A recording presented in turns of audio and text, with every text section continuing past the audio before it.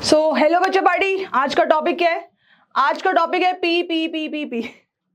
Basically Priyanka ma'am physics में practice problems करवाएंगी। ठीक है, तो आज हम करने वाले हैं प्रैक्टिस प्रॉब्लम्स। देखो 50% से ज्यादा चैप्टर हम पढ़ चुके हैं, है ना?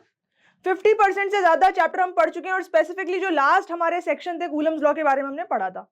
तो अब बहुत जरूरी है कि भैया कूलम्स लॉ को रियली में कैसे प्रैक्टिस किया जाए, उसके एप्लीकेशन बेस्ड क्वेश्चंस सॉल्व किए जाए। तो बेटा आज अपना जो टॉपिक है वो है practice problems on Coulomb's law. आपको लॉ के बेसिक्स पता है, और अगर लॉ के बेसिक्स पता है, कॉन्सेप्ट्स पता है, तो आपको क्वेश्चन मेरे से पहले आ जाने चाहिए। तो आज की जो अपनी सीरीज है ना, इसमें करना क्या है कि जैसे ही आपको स्क्रीन पे क्वेश्चन फ्लैश होता है, आप कॉपी खोल के बैठ जाओ। ठीक है, कॉपी और पेन लेकर बैठ जाओ, क्वेश्चन पढ़ो। ठीक है, it's basically a challenge between you and me. मैं यहाँ सॉल्व करवाऊंगी, देखो मुझे एक्सप्लेन भी करना है, आपको सिर्फ क्वेश्चन पढ़ना है और जितनी बुद्धि लगा सकते हो उतनी बुद्धि लगाकर उस क्वेश्चन को सॉल्व करो। चैलेंज ये है कि मैं पहले सॉल्व करूंगी कि आप पहले सॉल्व करोगे, पहले करेक्ट आंसर मैं दूंगी या पहले करेक्ट आंसर आप दोगे। तो ये जो है हमारा पैरेलल कंपटीशन चल रहा है। ठीक है, चलो शुरू करते हैं। पहला क्वेश्चन सबको दिख रहा है? पहला क्वेश्चन है, two particles A and B having equal charges are placed at a distance d apart. जैसा जैसा क्वेश्चन दिया है वैसा वैसा फटाफट हम यहाँ पे बनाना शुरू करते हैं। बोला है दो पार्टिकल है ए एंड बी, तो यहाँ पे मैंने ए लिख दिया, यहाँ पे मैंने बी लिख दिया। Having equal charges are placed at d distance apart, इसके ऊपर मान लो चार्ज कैपिटल क्यू है, तो इधर भी चार्ज कैपिटल क्यू है और ये डी डिस्टेंस पर रखे हुए हैं। उसके बाद बोला है a third charge particle is placed on the perpendicular bisector, इसकी जो परपेंडिकुलर बाइसेक्टर है इस लाइन पे कोई थर्ड चार्ज रखा हुआ है एट अ डिस्टेंस x, यहां से x डिस्टेंस पे। ठीक है, परपेंडिकुलर बाइसेक्टर पे थर्ड चार्ज रखा हुआ है। तो कंडीशन बोली है कि भैया मैक्सिमम कूलम्स फोर्स एक्सपीरियंस करे, उसके लिए इन चारों में से कौन सी कंडीशन सेटिस्फाई होनी चाहिए। अब क्वेश्चन का मीनिंग हमको समझ में आ गया। जैसे ही मैक्सिमम कूलम्स फोर्स की बात आती है तो अपन को ये पता है कि अपन क्या करेंगे, dF बाय dx को जीरो पुट करेंगे।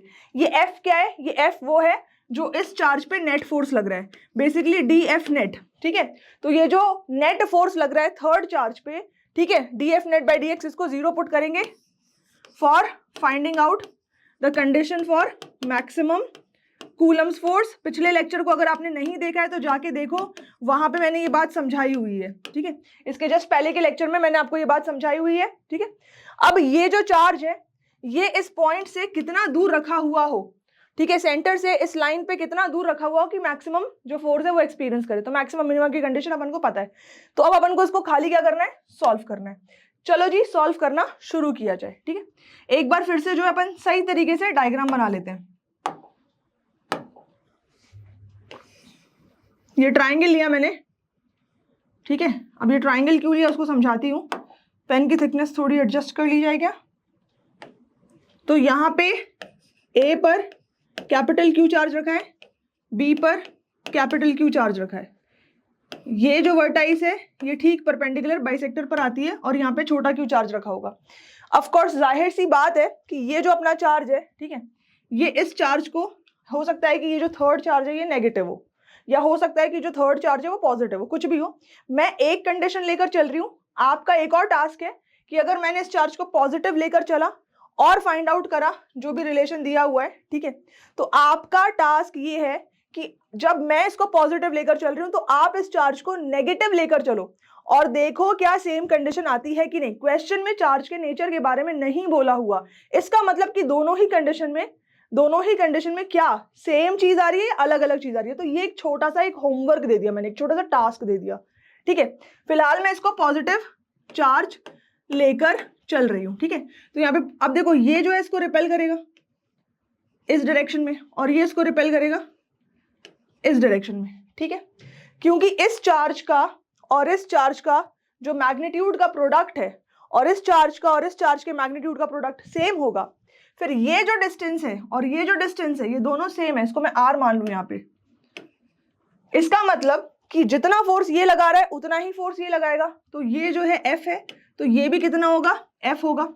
ठीक है, मान लो कि ये जो एंगल है थीटा है तो ये ऑफ कोर्स बाइसिमेट्री थीटा होगा, ये एंगल्स भी क्या होंगे, थीटा ईच, थीटा एच। ठीक है, अब एक काम करते हैं कि इन फोर्सेस को रिजॉल्व करते हैं। तो आप देखो कि ये एफ कॉस थीटा और ये एफ कॉस थीटा, यहां पे क्या होगा, F cos theta, F cos theta, same direction में फोर्स के कॉस थीटा वाले कंपोनेंट लग रहे हैं।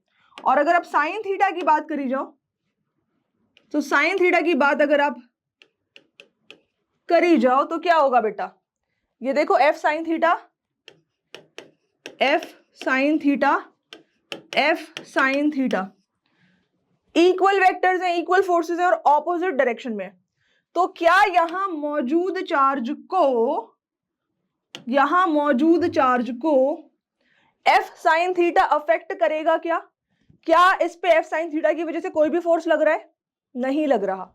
ठीक है, तो अगर मैं पूछूं आपसे कि एफ नेट कितना है, क्लियर कट दिख रहा है फिगर में, 2f cos थीटा, है ना। 11th में वेक्टर तो पढ़कर आए हो, ये एफ नेट है आपका 2f cos theta. Where what is F, F की वैल्यू क्या है, इसके बीच का फोर्स निकाल लो या फिर इसके बीच का फोर्स निकाल लो। ठीक है, ऑफ कोर्स ये एंटायर डिस्टेंस d था, तो ये डिस्टेंस हो जाएगा d/2, ये डिस्टेंस हो जाएगा d/2, ये परपेंडिकुलर बाइसेक्टर है। ठीक है, ओके, तो F क्या हो जाएगा, electrostatic constant K capital Q छोटा वाला Q डिवाइडेड बाय ये r², ये हो गया आपका F।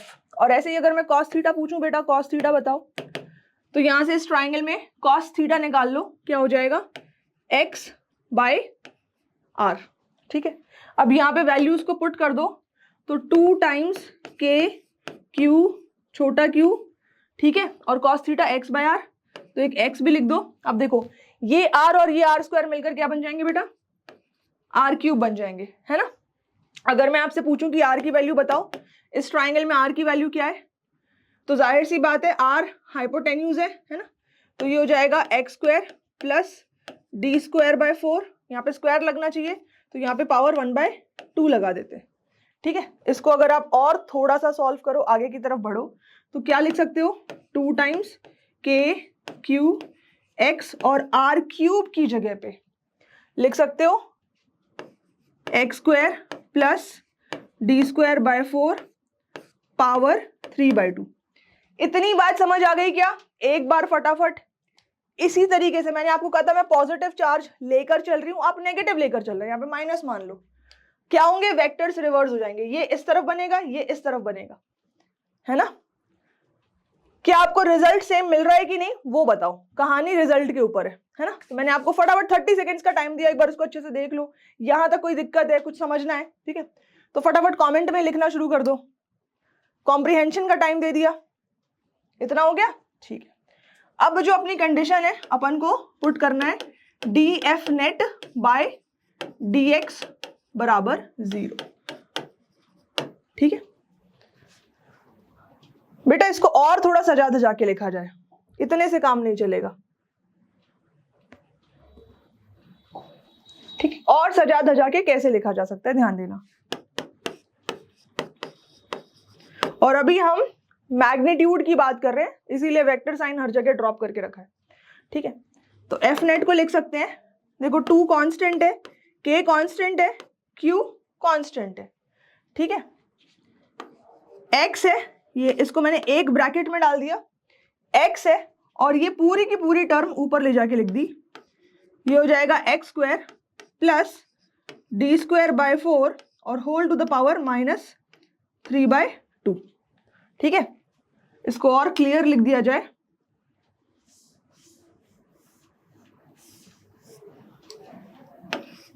ठीक है, ब्रैकेट में x² plus d²/4 whole to the power -3/2।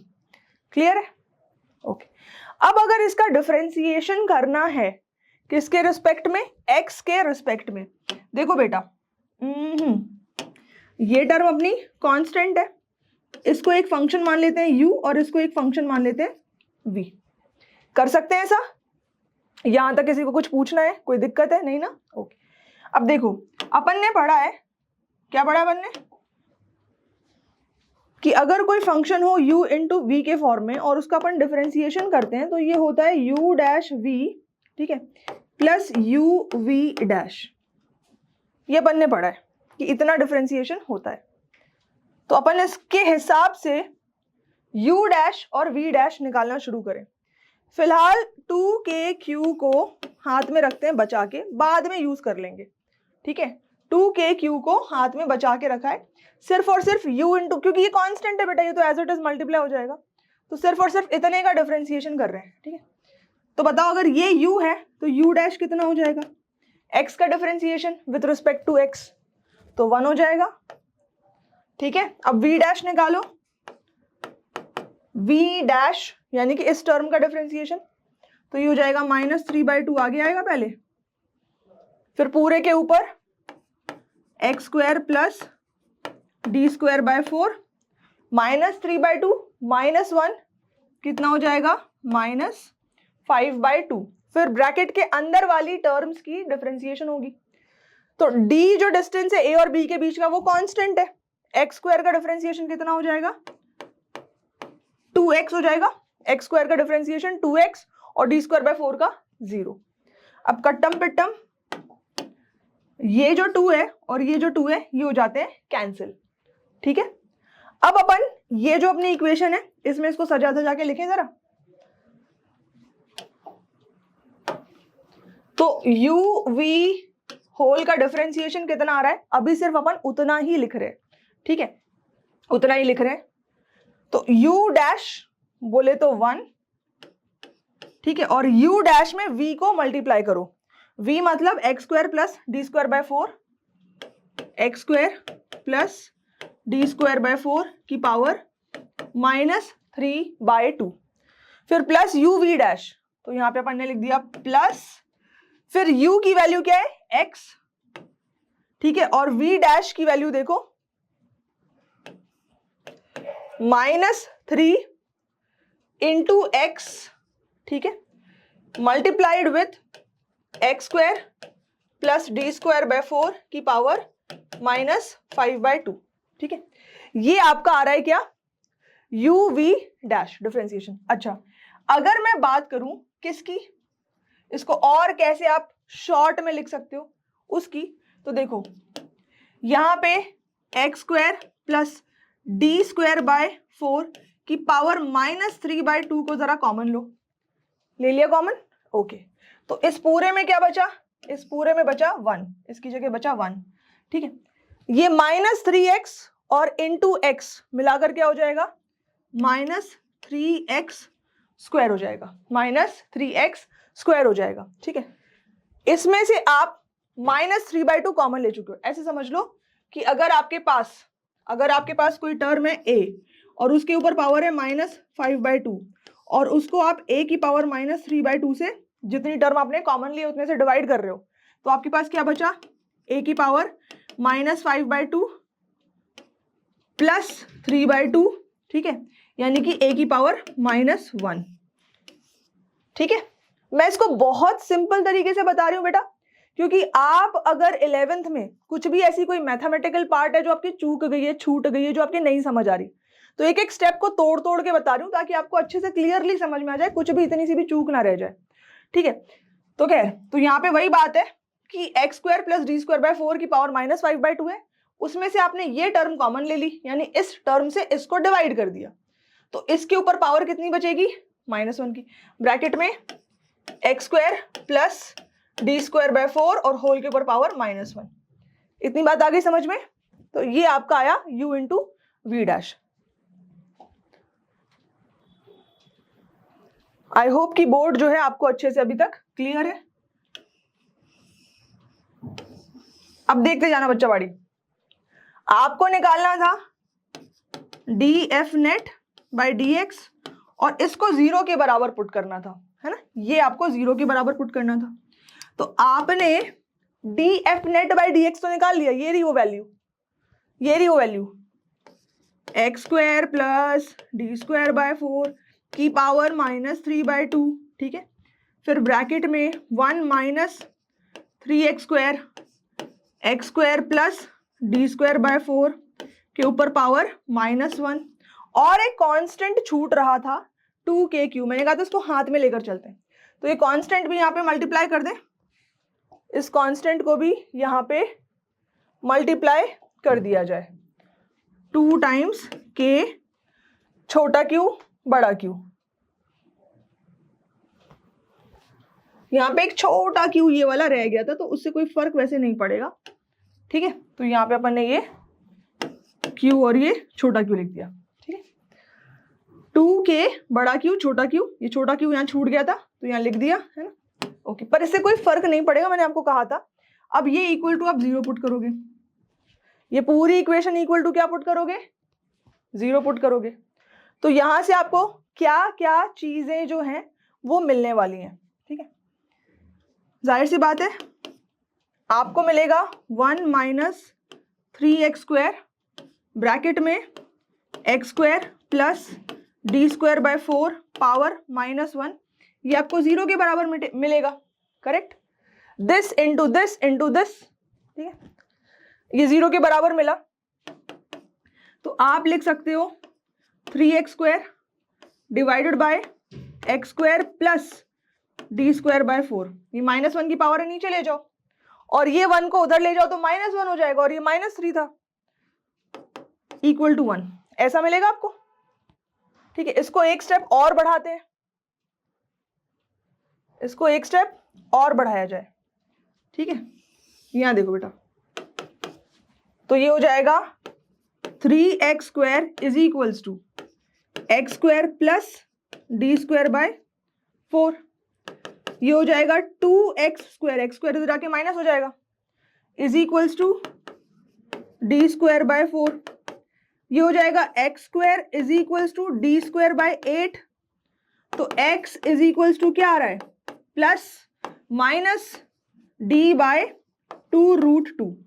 तो बेटा ये जो है ये आपका फाइनल आंसर आ रहा है। अब एक लाइन पे दो सिमिलर चार्जेस रखे हों, इससे कंक्लूजन क्या मिलता है कि एक लाइन पे दो सिमिलर चार्जेस हो, नेचर सिमिलर सेम हो, मैग्नीट्यूड सेम हो, और उसके परपेंडिकुलर बाइसेक्टर पे कोई थर्ड चार्ज रखा हो, कोई भी थर्ड चार्ज रखा हो, ठीक है। तो वो सबसे ज्यादा जो फोर्स एक्सपीरियंस करेगा, सबसे मैक्सिमम वो जो फोर्स एक्सपीरियंस करेगा, किस कंडीशन पे वो मैक्सिमम फोर्स एक्सपीरियंस करेगा, जब मैक्सिमम कूलम्ब फोर्स तब एक्सपीरियंस करेगा जब x का d के साथ क्या रिलेशन हो, x equals two plus minus d/2√2। आ रही बात समझ में? तो यहां पे अपना ऑप्शन कौन सा है बेटा, x equals to d/2√2। Plus और माइनस साइन का क्या मतलब है, आप साइन कन्वेंशन ले सकते हो, ठीक है। तो ऊपर प्लस नीचे माइनस, इतना सा डिफरेंस आएगा, ठीक है। ये नोट कर लो एक बार अच्छे से, मैंने आपको 30 सेकंड्स दिए, एक बार पैनल पे ये अच्छे से देख लो, कहीं पे कोई चीज आपसे मिस हो गई, रह गई, नहीं आई समझ में, 30 सेकंड इस सॉल्यूशन को अच्छे से देखो। देखने और समझने के कॉम्प्रिहेंशन के मैंने आपको 30 सेकंड दिए। आई होप कि आपने मुझसे पहले सॉल्व कर लिया, ऐसी मेरी उम्मीद है। आई होप आप मेरी उम्मीदों पे खरे उतरे होंगे।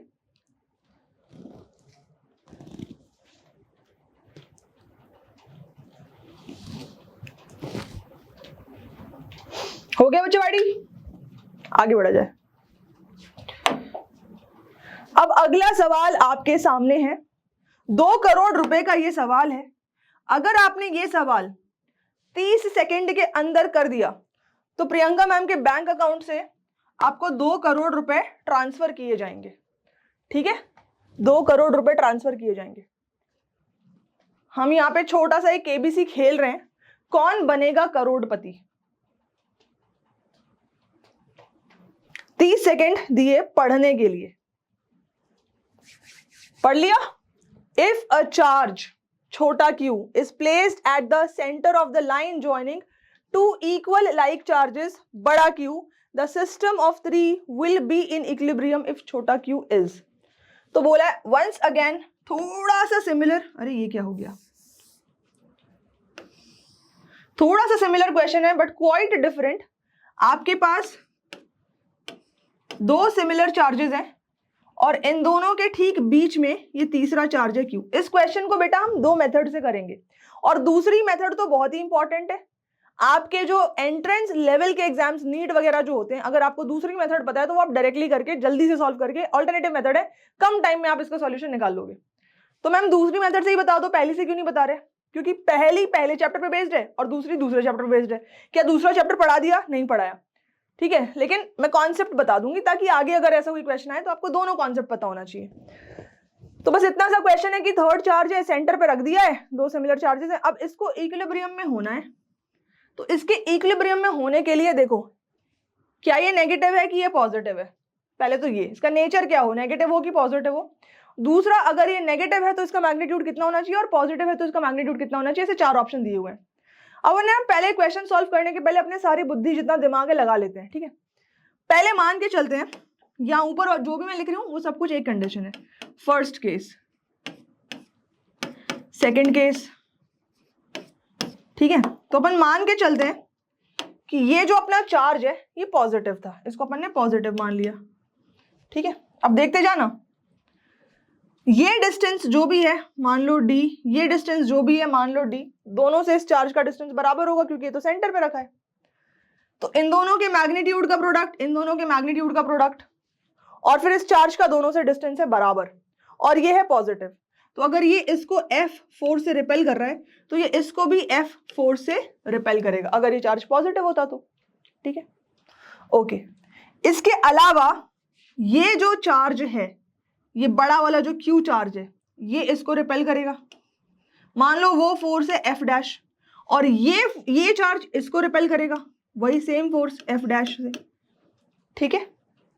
अब देखते हैं कि इसके ऊपर लगने वाले फोर्सेस कौन से। अगर ये इसके ऊपर F लगा रहा है तो इसके ऊपर भी F लग रहा है इसकी वजह से, और अगर ये इसके ऊपर F लगा रहा है तो ये भी इसके ऊपर F लगाएगा, है ना। अब देखो बेटा, इस सिस्टम को अगर गौर से देखा जाए तो इस चार्ज को कायदे से किधर जाना चाहिए, इस पे जो नेट फोर्स लग रहा है कायदे से ये इधर जाना चाहिए, इस पे जो नेट फोर्स लग रहा है कायदे से ये इधर जाना चाहिए। इस पे नेट फोर्स 0 है, इस पे F नेट 0 है, तो ये जहां है ये वहीं रहेगा, लेकिन बाकी दो चार्जेस जो है धीरे धीरे खिसकते रहेंगे। तो क्या ये सिस्टम इक्विलिब्रियम में है? नहीं है, ठीक है। अब अपन सेकंड केस लेकर चलते हैं। सेकंड केस लेकर चला जाए। सेकंड केस में मैंने मान लिया कि ये चार्ज जो था ये नेगेटिव था, ठीक है। वंस अगेन इन दोनों के मैग्नीट्यूड का प्रोडक्ट, इन दोनों के मैग्नीट्यूड का प्रोडक्ट बराबर है, तो इस पे लगने वाला फोर्स, ये इस पे F लगा रहा है, ये इस पर भी F लगाएगा, दोनों पे ये बराबर का फोर्स लगाएगा, और ये भी इस पर F लगाएगा। ओहो, क्या मैंने वेक्टर गलत बना दिए? क्योंकि ये तो नेगेटिव है, तो इस पे ऐसा फोर्स लगना चाहिए F, और इस पे भी ऐसा फोर्स लगना चाहिए F, ठीक है, ओके। अब देखो, इस पर भी ये इस पे F लगा रहा है, तो ये इस पे कितना लगाएगा? F नेगेटिव Q इस पे F फोर्स लगा रहा है अपनी तरफ, तो ये इस पे कितना फोर्स लगाएगा? ये वाला चार्ज इस पर कितना फोर्स लगाएगा? सेम अपनी तरफ, ठीक है। तो वंस अगेन अगर तुम यहां देखो तो यहां तो F नेट अभी भी 0 है, यहां तो F नेट अभी भी 0 है। अब ये जो फोर्स है कैपिटल Q, ये इसको रिपेल करेगा, तो इसके ऊपर F डैश ऐसा लगना चाहिए, ठीक है। सिमिलरली ये कैपिटल Q इसको रिपेल करेगा, तो इसके ऊपर F डैश ऐसा लगना चाहिए। देखो F नेट तो दोनों ही केसेस में ये छोटे वाले Q पे 0 ही है, 0 ही है। अब अगर ये F नेट 0 हो जाए, इस पे लगने वाला F नेट 0 हो जाए, या फिर इस पे लगने वाला F नेट 0 हो जाए, तो हम कह सकते हैं कि ये सिस्टम क्या है? इक्विलिब्रियम में। यहां तो वो केस ही पॉसिबल नहीं है। जैसे ही आप इस चार्ज को पॉजिटिव कर लेते हो, देखो ये दोनों वेक्टर सेम डायरेक्शन में लग रहे हैं, तो यहां पे तो ऐसा होना पॉसिबल ही नहीं है, इम्पॉसिबल है। लेकिन इस केस में तो हो सकता है ना। F डैश अगर F के बराबर हो जाए, देखो ध्यान से कंडीशन क्या हो, F डैश F के बराबर हो जाए तो अपन को मिल जाएगा जो अपन को चाहिए। अगेन ये F क्या था? What is this F? F is the force between this and this और this and this, ठीक है।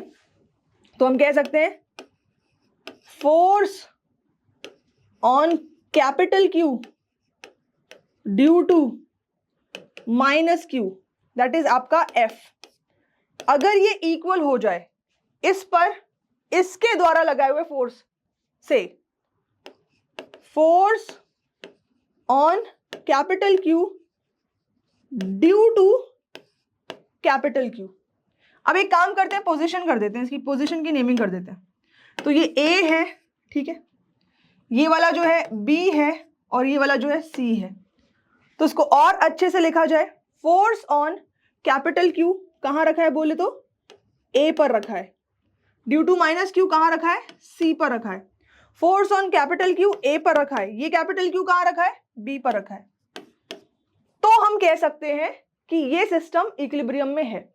अब ये मैंने सिर्फ आपको कहानी समझाई है टू अंडरस्टैंड इक्विलिब्रियम। अब इसका अपन को सॉल्यूशन करना बाकी है बेटा, तो सॉल्यूशन किया जाए। A B C minus Q capital Q ये पॉजिटिव है, ठीक है। एफ डैश एफ कंडीशन क्या है, condition F dash is equals to F, what is F dash, F dash is force on charge kept at A by force on charge kept at B. What is F? Force on charge kept at A by force charge kept at C. ठीक है, ये आगे बात समझ में। F A B निकालें। F A B निकालते, क्या इनके बारे में हमें डिस्टेंस वगैरह दिया हुआ है, कुछ मेंशन्ड है, कुछ ऐसे एज इट इज मेंशन्ड नहीं है, तो हम डिस्टेंस को कुछ भी लेकर चल सकते हैं अपने हिसाब से। तो मैंने ये इन दोनों के बीच का डिस्टेंस डी ले लिया, इन दोनों के बीच का डिस्टेंस भी मैंने क्या कर दिया, डी ले लिया।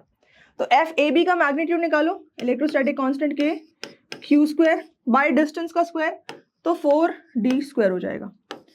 एफ ए सी का मैग्नीट्यूड निकाल लो, ठीक है, तो ये कितना हो जाएगा, के बड़ा क्यू छोटा क्यू, ठीक है, एंड डिवाइडेड बाय इनके बीच में डी स्क्वायर, ठीक है। अब इन दोनों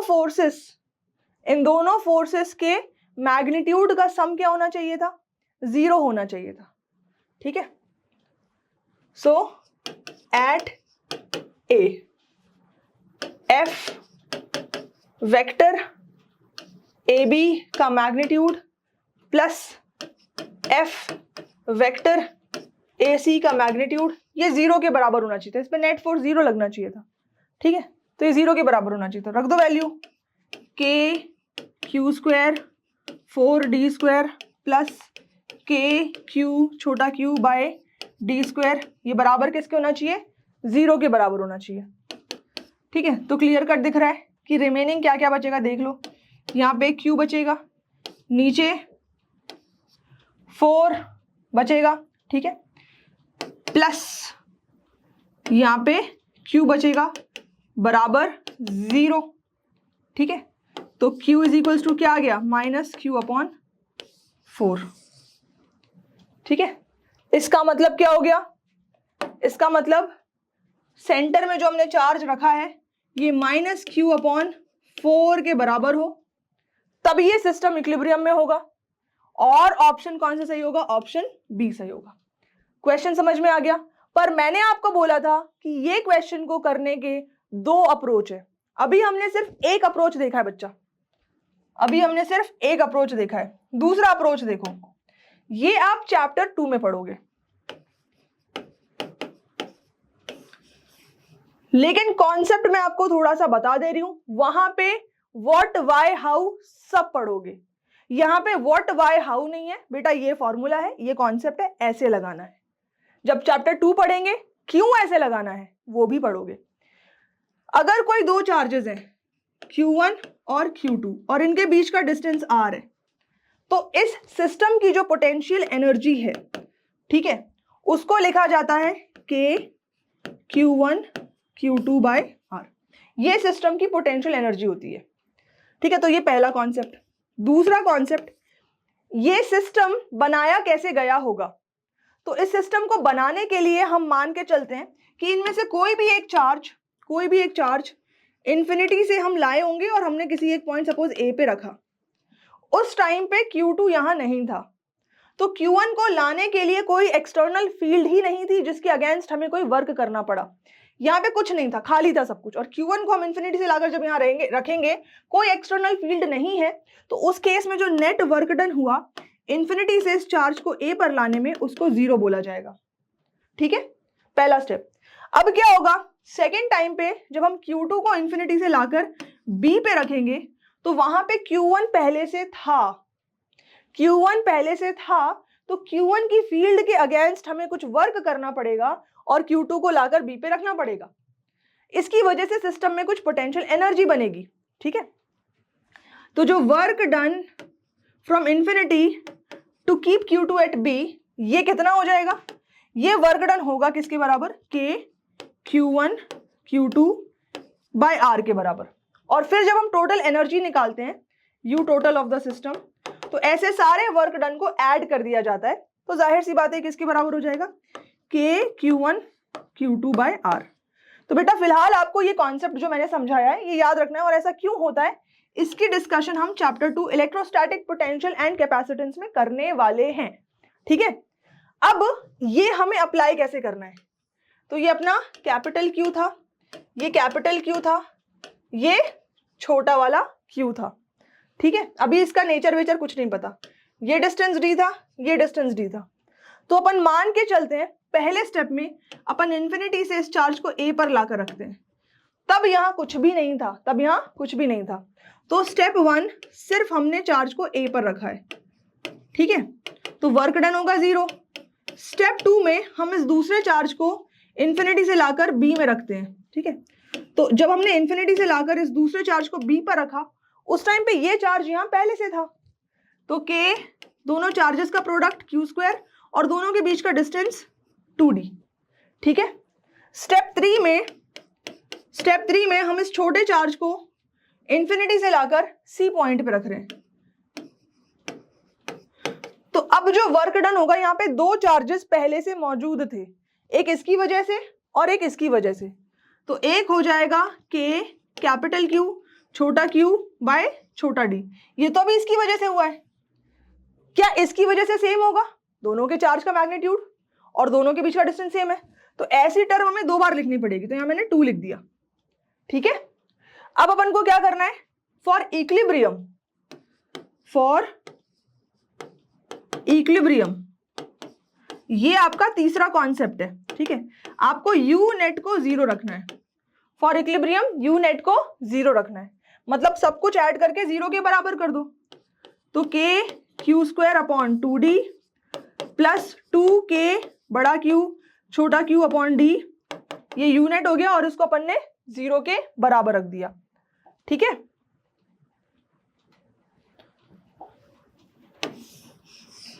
आगे बढ़ा जाए, देखो क्या क्या कांस्टेंट है, कॉमन आ जाएगा, ये वो सारी कहानी अपन करते हैं जल्दी से।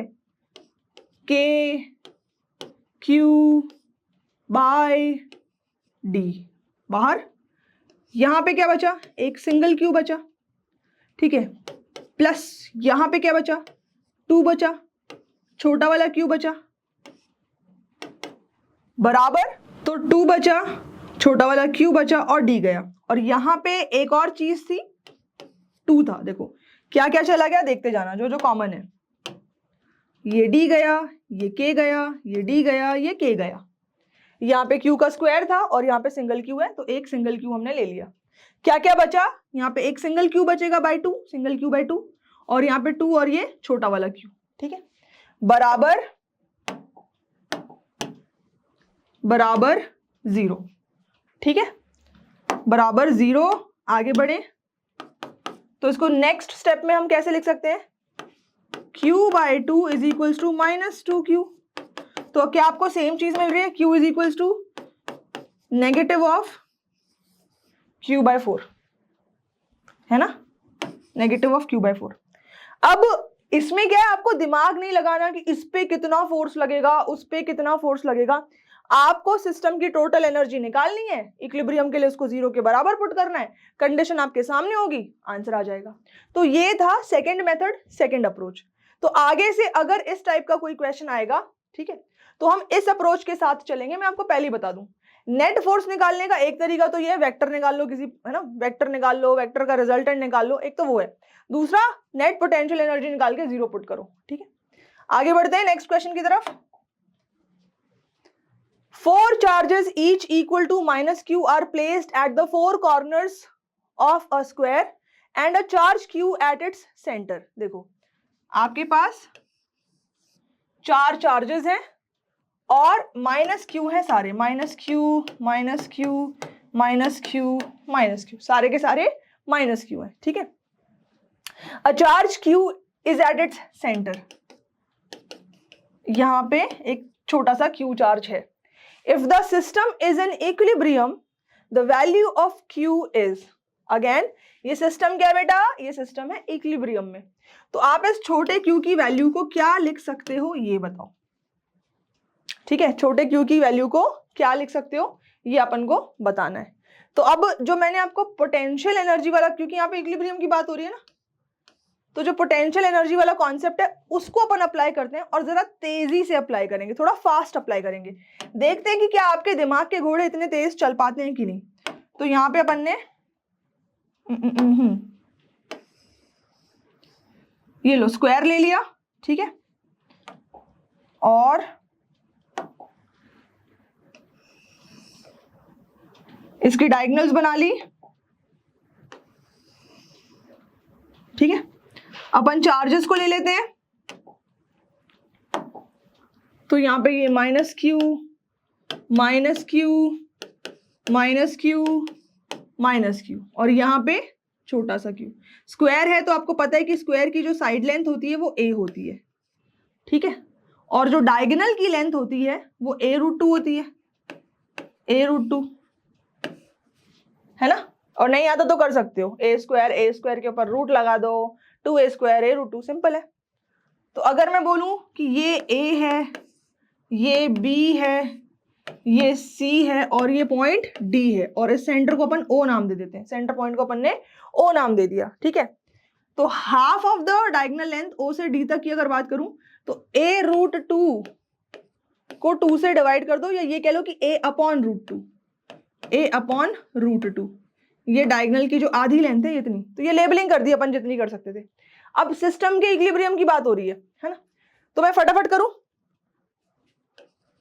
इन्फिनिटी से मान लो कि चार्ज सबसे पहले अपन ए पर लाए, कितना हो जाएगा वर्क डन, 0। इन्फिनिटी से अपन चार्ज बी पर लाए, तब ए पर ऑलरेडी चार्ज था, ए तो पोटेंशियल एनर्जी निकालो, के दोनों के चार्ज के मैग्नीट्यूड का product minus Q into minus Q, Q square, दोनों के बीच का डिस्टेंस ए। इन्फिनिटी से अपन चार्ज सी पर लाकर रखते हैं, सी पर लाके रखा, दो चार्जेस हैं, एक ये और एक ये। अगर मैं बात करूं इसकी वजह से तो के, इन दोनों का मैग्नीट्यूड का प्रोडक्ट क्यू स्क्वायर, इन दोनों के बीच का डिस्टेंस a√2, इसकी वजह से मैग्नीट्यूड का प्रोडक्ट के क्यू स्क्वायर, डिस्टेंस कितना हो गया यहां से यहां तक a।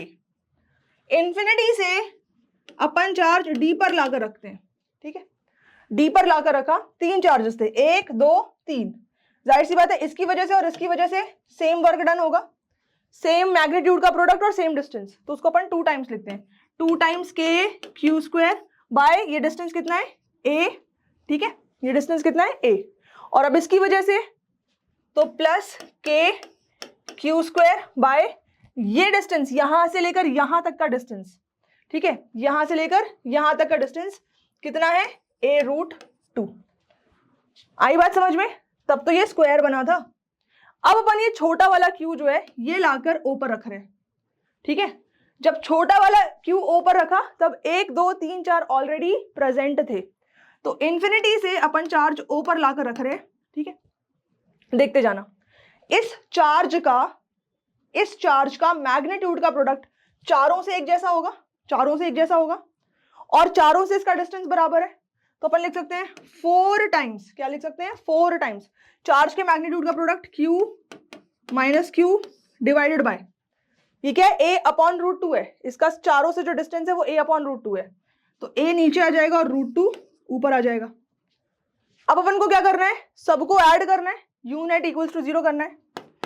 Now u net equals to 0 करना है, निकालो जरा, तो के क्यू स्क्वायर देखो यहां पे के क्यू स्क्वायर बाय ए, एक बार, 2 बार और 2 और बार, तो 4 बार हो गया, ठीक है। उसके बाद के क्यू स्क्वायर अपॉन a√2 एक बार, 2 बार, ठीक है। अब लिखा जाए इसको, लिखते जाते हैं अपन। तो सबसे पहले तो 4 टाइम्स के क्यू स्क्वायर अपॉन ए, ये लिख दिया 1 2 और 2 बार। उसके बाद हमने लिख दिया 2 टाइम्स के क्यू स्क्वायर अपॉन ए रूट 2, ठीक है। और लास्ट में ये जो अपना बच रहा है -4 छोटा क्यू बड़ा क्यू रूट 2 बाय ए, और इसको अपन ने 0 के बराबर पुट कर दिया।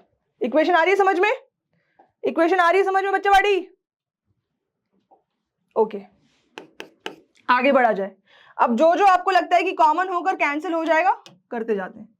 के सब में कॉमन होकर कैंसिल होगा, यहाँ पे के छूट गया था, लिख देते हैं इसको फटाफट। यहाँ पे के भी था ऑफकोर्स, ठीक है। लो लिखकर इसको कैंसिल ही करना है, लिखकर इसको कैंसिल ही करना है। तो के कैंसिल हो गया, ठीक है। उसके अलावा देखो ए डिनोमिनेटर में तीनों ए गायब हो जाएंगे। उसके अलावा यहाँ पे क्यू स्क्वायर है, यहाँ पे क्यू स्क्वायर है, और यहाँ पे सिर्फ क्यू है, तो एक सिंगल क्यू जाएगा। यहाँ पे एक सिंगल क्यू जाएगा, ठीक है। तो यहाँ पे क्या बचेगा? एक क्यू। यहाँ पे क्या बचेगा? एक क्यू, और ये क्यू चला गया। उसके अलावा देखो 4 2 और 4 है, तो 2 को गायब करो, 2 गायब हो जाएगा, 2 गायब, ये 2 2 4, 2 2 4। अब जो रिमेनिंग बच रहा है लिख लेते हैं। तो यहाँ क्या बचा? 2q, सिर्फ क्या बच रहा है? 2 टाइम्स q बच रहा है। इधर पे क्या बच रहा है देखो, q upon root 2 plus q upon root 2 बच रहा है। और यहाँ पे क्या बच रहा है? -2 रूट 2 छोटा वाला q, ठीक है, बराबर 0। अब बच्चा नेक्स्ट स्टेप में जो है, नेक्स्ट स्टेप में एक काम करो, इस पूरी इक्वेशन को रूट 2 से मल्टीप्लाई कर दो, ठीक है। रूट 2 से मल्टीप्लाई करो तो क्या होगा? 2 root 2 Q plus Q minus root 2 से मल्टीप्लाई किया, 2 2 से क्या हो जाएगा? 4 क्यू, ठीक है। आ गया? ओके, आगे बढ़ा जाए तो 4 क्यू, 4 टाइम्स छोटा क्यू, इसकी वैल्यू क्या हो जाएगी? 2 root 2 capital Q plus Q. Clear हुआ? ओके। इसके आगे आप सॉल्व करोगे तो आप इस छोटे क्यू को कैसे लिख सकते हो? देखो क्यू को कॉमन ले लो तो क्यू बाय 4 हो जाएगा। कैपिटल क्यू को कॉमन ले लो तो क्या हो जाएगा? ये 4 उधर ले जाओ तो क्यू बाय 4, और ब्रैकेट में क्या बच रहा है? 2 रूट 2 प्लस 1, ठीक है। अब चेक किया जाए, चेक करा जाए कि छोटे क्यू की ये वैल्यू कहां पे हमें देखने को मिल रही है। कैपिटल क्यू बाय 4 और ब्रैकेट में 2 रूट 2 प्लस 1। तो कैपिटल क्यू बाय 4 और 2 रूट 2 प्लस 1 कौन सा ऑप्शन सही है? Option number B, Q by 4 1 plus 2 root 2। Clear हुआ कॉन्सेप्ट बच्चेवाड़ी? ठीक है। तो यू नेट को अगर इक्विलिब्रियम की बात करी जाए तो यू नेट को 0 लेकर चलेंगे, आपका सीधे आंसर आ जाएगा, कंफ्यूजन का कोई झंझट उसमें नहीं होगा। तो बच्चों अगला क्वेश्चन अब देखते हैं कि क्या है, ठीक है। क्वेश्चन पढ़ना शुरू कर दो और पढ़ते ही कॉपी निकाल लो, पेन निकाल लो, गिवन लिखना शुरू कर दो, सॉल्व करना शुरू कर दो। चैलेंज याद है ना कि अभी भी मेरे से पहले आप करते हो कि आपसे पहले मैं करती हूँ। क्वेश्चन है an infinite number of charges each of magnitude Q are placed, थोड़ी सी ग्रामर की गलती है, ठीक है। So are placed along X axis at X equals to 1 metre 2 metre 4 metre 8 metre 16 meter and so on, but the consecutive charges are of opposite sign starting with plus q at x equals to 1 meter. A point charge q naught kept at the origin experiences a force of magnitude. तो अगर आपको question समझ में आ गया है तो बहुत अच्छी बात, और नहीं आया है तो बड़े ध्यान से देख लेना। बोला ये है कि एक एक्स एक्सिस मान लो, ठीक है। इस एक्स एक्सिस के ऊपर बेटा कुछ चार्जेस रखे हैं। एक्स इक्वल्स टू 0 बोले तो ऑरिजिन पे यहाँ पे Q नॉट चार्ज रखा हुआ है। फिर आप चलो x equals to 1, x equals to 2, x equals to 4, ठीक है, x equals to 8, x equals to 16। अच्छा, इनके बीच में कोई रिलेशन दिख रहा है क्या? 1 इंटू 2 2, 2 इंटू 2 4, 4 इंटू 2 8, 8 इंटू 2 16, तो 16 इंटू 2 नेक्स्ट क्या आ जाएगा? x इक्वल्स टू 32, नेक्स्ट क्या आ जाएगा? x इक्वल्स टू 64, और कहीं दूर जाके x equals to 128 and so on, कब तक? इन्फिनिटी तक, ठीक है। तो ऐसे अपन को चलना है, ठीक है। अब यहाँ पे चार्जेस रखे हुए हैं, कैसे चार्जेस रखे हुए हैं? x इक्वल्स टू 1 से शुरू करते हैं, यहाँ पे प्लस q फिर माइनस q फिर प्लस q फिर माइनस q, ऐसे करते करते consecutive plus q minus q, ठीक है, आपको बनाते चलना है।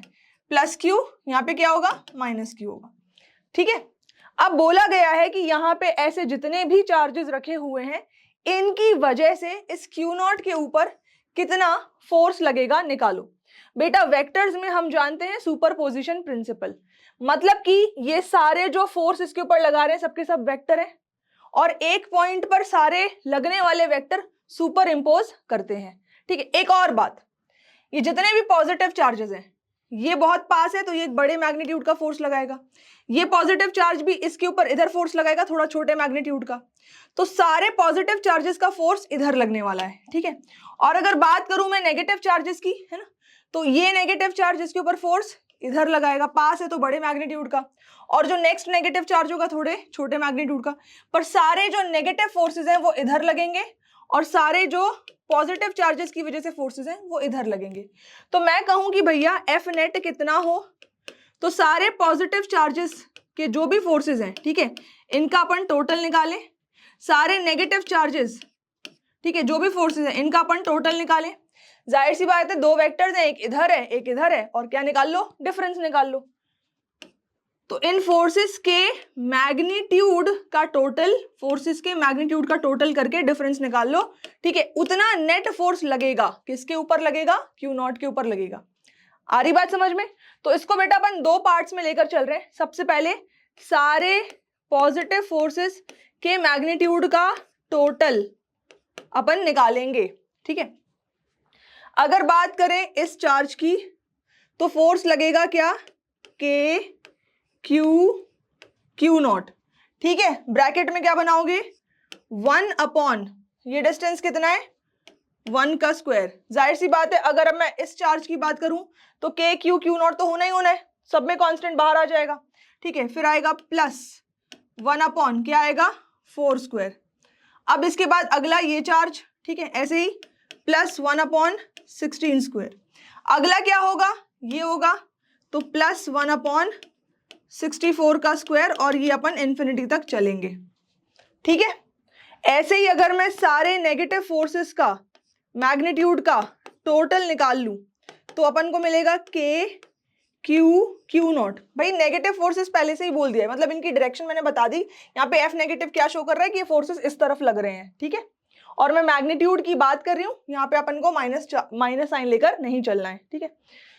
ब्रैकेट में क्या आएगा 1 अपॉन, सबसे पहला नंबर नेगेटिव चार्ज के लिए x इक्वल्स टू 2 है तो ये क्या हो जाएगा 2 का स्क्वायर। नीचे डिस्टेंस का स्क्वायर होता है सबको पता है, और मीटर में दिए हुए हैं तो सेंटीमीटर का कोई झंझट नहीं है।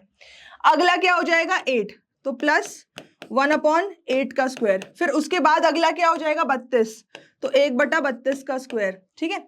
ऐसे करते करते चलोगे, नेक्स्ट क्या हो जाएगा 1 अपॉन 128 का स्क्वायर, और कब तक चलते रहना है, इन्फिनिटी तक चलते रहना है, ठीक है। अब बच्चों अगर आप ध्यान से देखो, गौर से देखो, ठीक है, गौर से देखना बहुत, ये क्या है 1 अपॉन 4 का स्क्वायर, ठीक है। अब मुझे एक चीज बताओ, अगर मैं 1 अपॉन 4 के स्क्वायर में, यानी कि 1 अपॉन 16 है ना, 1 अपॉन, देखो 1 अपॉन क्या है 4 का स्क्वायर, ठीक है। 1 अपॉन 4 के स्क्वायर में 1 अपॉन 4 का स्क्वायर मल्टीप्लाई कर दूं तो क्या मैं इसे लिख सकती हूँ 1 अपॉन 16 का स्क्वायर? लिखा जा सकता है क्या, है ना। जो पहली टर्म है 1 अपॉन 1 का स्क्वायर, देखो 1 अपॉन 1 के स्क्वायर में अगर मैं 1 अपॉन 4 का स्क्वायर मल्टीप्लाई करूं तो 1 अपॉन 4 का स्क्वायर लिखा जा सकता है ना। अच्छा अब एक चीज बताओ, 1 अपॉन 16 के स्क्वायर में अगर मैं 1 अपॉन 16 के स्क्वायर में अगर मैं 1 अपॉन 4 का स्क्वायर मल्टीप्लाई करूं तो मुझे क्या मिलेगा, 1 अपॉन 16 के स्क्वायर में अगर मैं 1 अपॉन 4 का स्क्वायर मल्टीप्लाई कर दूं तो क्या मिलेगा, ध्यान से देखना, ये हो जाएगा 1 अपॉन 4 इंटू 16, फिर इंटू 1 अपॉन 4 इंटू 16। 4 इंटू 16 क्या होता है 64, तो मुझे क्या मिल रहा है 1 अपॉन 64 का स्क्वायर। मतलब कि अगर मैं इसमें, ध्यान से सुनना, मतलब कि क्या, अगर मैं इसमें 1 अपॉन 4 का स्क्वायर मल्टीप्लाई करूं तो अगली टर्म, सिमिलरली अगर मैं यहाँ पे 1 अपॉन 4 का स्क्वायर मल्टीप्लाई करूं तो अगली टर्म, यहाँ पे 1 अपॉन 4 का स्क्वायर मल्टीप्लाई करूं तो अगली टर्म, ठीक है। यहां पे मैं एक कॉमन नंबर को फर्स्ट टर्म में मल्टीप्लाई करती हूँ, सेकंड में मल्टीप्लाई कर थर्ड, ऐसे इसको बोला जाता है बच्चा जियोमेट्रिक प्रोग्रेशन। अभी तक आपको अर्थमेटिक प्रोग्रेशन का पता होगा, और क्लास 11th में अगर आपने मैथमेटिकल टूल्स पढ़ी है तो वहां पे जियोमेट्रिक प्रोग्रेशन के बारे में भी आपको पता होगा। तो ये जो सीरीज है इसको अपन बोलते हैं जीपी, ठीक है,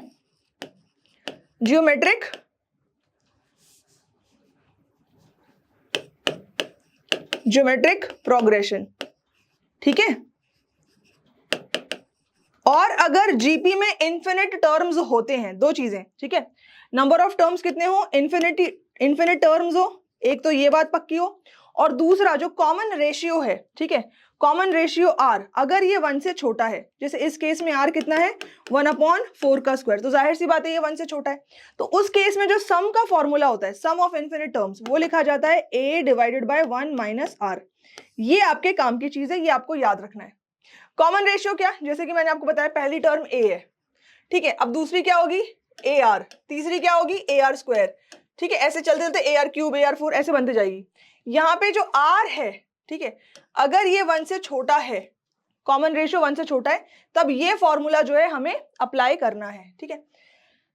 तो बेसिकली अगर मैं इन सबका सम निकालना शुरू कर दूं, यहाँ पे ध्यान से सुनना, मैं इसकी बात कर रही हूँ, इसकी बात कर रही हूँ, और इसमें सिर्फ मैं ये जो ब्रैकेट वाला टर्म है ना इसको सॉल्व कर रही हूँ। ए बोले तो पहली टर्म, तो पहली टर्म बेसिकली 1 है, ठीक है, मैंने लिख दिया 1 डिवाइडेड बाय 1 माइनस आर, और आर कितना है, आर बेटा 1/4 का स्क्वायर है, ठीक है। उसके बाद अपन को इसमें कुछ नहीं करना है, अपन को इसमें के क्यू नॉट ये मल्टीप्लाई करना है ना, तो अपना ये आ जाएगा आंसर। तो यहाँ पे इस पूरे सीक्वेंस का जो वैल्यू है, यानी कि ऑल पॉजिटिव चार्जेस की वजह से फोर्सेस का जो मैग्नीट्यूड का जो टोटल आ रहा है वो इतनी वैल्यू आ रही है, ठीक है, ओके। एक काम करती हूं मैं, ये 1 माइनस 1 ये जो 4 का स्क्वायर है, ठीक है, इसको कुछ मान के चल लेती हूँ। तो इसको सपोज मैंने मान लिया ए मान लेते हैं, चलो ए नहीं, चलो एक्स मान लेते हैं। तो ये वैल्यू कैसे लिखी जा सकती है फिलहाल, के क्यू नॉट अपॉन एक्स, बात आ रही समझ में, ऐसे लिख दिया इसको, ठीक है, जहां पे इसको हमने लेट करा है, ठीक है, इसको अपन ने लेट करा है। अब बात करते हैं अपन जो नीचे वाली सीरीज दिख रही है आपको, ये जो सेकंड सीरीज दिख रही है, सेकंड सीरीज की बात करते हैं, इसकी बात करते हैं। सिमिलरली अगर आप ये निकालोगे एफ नेगेटिव के मैग्नीट्यूड का जो भी टोटल आ रहा है निकालते हैं, तो बेटा के क्यू नॉट तो रहना ही रहना है, ठीक है। यहां भी अगर आप देखो तो आपको ये जीपी क्लियर दिखेगी, दिख रही है कि नहीं दिख रही है बताओ, ये क्या है 1/2 का स्क्वायर, ठीक है, 1/2 का स्क्वायर मतलब कि 1/4, ध्यान से सुनना, 1/2 के स्क्वायर में अगर आप 1/4 का स्क्वायर मल्टीप्लाई कर दो, 1/2 के स्क्वायर में क्या मल्टीप्लाई कर दो, 1/4 का स्क्वायर मल्टीप्लाई कर दो। बेसिकली आप इसको कैसे लिख सकते हो, 1/8 इंटू 1/8 ऐसे लिख सकते हो, यानी आपको 1/8 का स्क्वायर मिल रहा है। तो इस टर्म से अगर आप यहां जाते हो तो बेसिकली आप क्या कर रहे हो, फिर से वही बात, 1/4 के स्क्वायर को ऐसे ही आप यहां से यहां जाओगे तो फिर से 1/4 के स्क्वायर को इस सेकंड टर्म में मल्टीप्लाई करो, तो यहां भी जो कॉमन रेशियो है वो 1/4 का स्क्वायर ही आ रहा है, ठीक है। तो सॉल्व कर दिया जाए, फिर से यही फॉर्मूला लगाएंगे, a/1 माइनस आर, यहां पे जो a है बेटा वो है 1/4, ठीक है, a मतलब पहली टर्म 1/4, और 1/4 को आप लिख सकते हो 0.25, ये आपके a की वैल्यू हो गई 0.25, ठीक है। Then entire factor divided by 1 minus R, 1 minus R मतलब 1 माइनस आर मतलब 1/4 का स्क्वायर। अब 1 माइनस 1/4 के स्क्वायर को तो अपन ने x माना है, तो ये क्या हो जाएगा, के क्यू नॉट 0.25 से मल्टीप्लाई करो डिवाइडेड बाय x। लेकिन अपन को एग्जैक्टली क्या करना था, बच्चा पार्टी, नाउ फोर्स जो नेट है एक्सपीरियंस्ड बाय क्यू नॉट, ये निकालना था। तो इन दोनों फोर्सेस का डिफरेंस निकालना है, ठीक है, मतलब ये जो इक्वेशन है 1 और ये जो इक्वेशन है 2, ठीक है, बेसिकली ये किसके बराबर होगा? 1 माइनस 2 के बराबर होगा, 1 माइनस 2 के बराबर होगा। तो अपन लिख देंगे K Q naught by X minus K Q naught bracket में 0.25 और नीचे अपना x आ रहा है। क्या क्या कॉमन आ जाएगा? के क्यू नॉट एक्स, के क्यू नॉट एक्स कॉमन आ जाएगा। 1 माइनस 0.25 बचेगा, 1 माइनस 0.25 मतलब 75.75, तो इसको आप लिख सकते हो क्या? 75/100 लिख सकते हो, ठीक है। और आगे सॉल्व करो के क्यू नॉट, ठीक है। अब अपन x की वैल्यू भी निकाल ही ले जरा, ठीक है। यहां से देखो, यहां से जब आप x की वैल्यू निकालोगे, here x is equals to, ये क्या हो जाएगा? 1 माइनस 1/16, तो 16 माइनस 1 15/16 आ रहा है, 15/16 आ रहा है। तो यहाँ पे अपन x की वैल्यू पुट करते हैं, तो ये हो जाएगा इंटू 16/15, ठीक है। 15/16 आता है, 16/15 हो जाएगा, इंटू 75/100, ठीक है। एक और काम करते हैं अपन, एक और काम करते हैं, ये साथ साथ में प्रैक्टिस करते जाना। यहाँ पे अपन k की वैल्यू को भी खोल देते हैं, है ना। तो k की वैल्यू क्या होती है बेटा? k की वैल्यू होती है 1/4 पाई एप्सिलॉन नॉट। इसको भी ओपन कर दिया। अब जो भी कट्टम पिट्टम हो रहा है, सारा कट्टम पिट्टम वाला खेल खेलेंगे अभी अपन, देखते जाओ, ठीक है। 4 4 जा 16, 4 25 जा 100, ठीक है। फिर ये 4 और ये 4 कैंसिल हो जाते हैं, ठीक है, ओके। 25 3 जा 75, ठीक है। फिर 3 5 जा 15। तो जो आपका फाइनल आंसर आ रहा है, ठीक है, कितना आ रहा है? Force experienced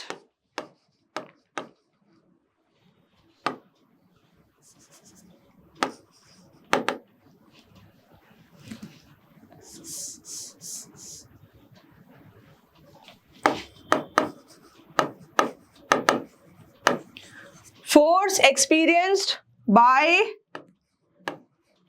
Q naught is equals to, क्या रहा बेटा? Q naught ऊपर, Q naught ऊपर और नीचे 5 pi epsilon not, 5 pi epsilon not. तो बेटा ये आपका डन डनाडन ये आंसर हो गया, ठीक है। इसमें क्या है? फिजिक्स तो है, पर फिजिक्स के साथ थोड़ी मैथमेटिक्स भी है। अगर आपने जीपी पहले नहीं पढ़ा तो ये जीपी आपको बहुत जगह काम आने वाला है। बहुत जगह ऐसे इन्फिनिट सीरीज के प्रॉब्लम्स आते हैं। ये क्वेश्चन नीट लेवल का भी है और मेंस लेवल का भी है। इन्फिनिट सीरीज के क्वेश्चंस या न्यूमेरिकल्स आपको कई जगह देखने को मिल जाएंगे, तो इसके अच्छे से प्रैक्टिस करने का है, ठीक है। अब अपना आंसर किसके साथ मैच कर रहा है? क्या बात है, बहुत सारे ऑप्शन बी है। तो यहाँ पे फिर से कौन सा ऑप्शन सही है? ऑप्शन बी करेक्ट है। चलो अब अगले सवाल की तरफ चला जाए, अगले सवाल की तरफ चला जाए। तो अगला सवाल क्या है, पढ़ो। Charges of 5 microcoulomb each is placed at the corners of an equilateral triangle of side 10 centimetre. बनाते चलो बनाते चलो, अपन को बनाना है एक इक्विलेटरल ट्राइंगल। बना दिया, ये इक्विलेटरल ट्राइंगल हो गया और यहाँ पे सारे जो साइड्स हैं 10 सेंटीमीटर की हैं, ठीक है। क्या बोला है, पढ़ते जाते अपन, ठीक है। 5 माइक्रोकूलम के चार्जेस हैं जो कॉर्नर्स पे रखे हैं इक्विलेटरल ट्राइंगल के। Find force on each charge. इसमें हर एक सिंगल चार्ज क्या फोर्स एक्सपीरियंस करेगा?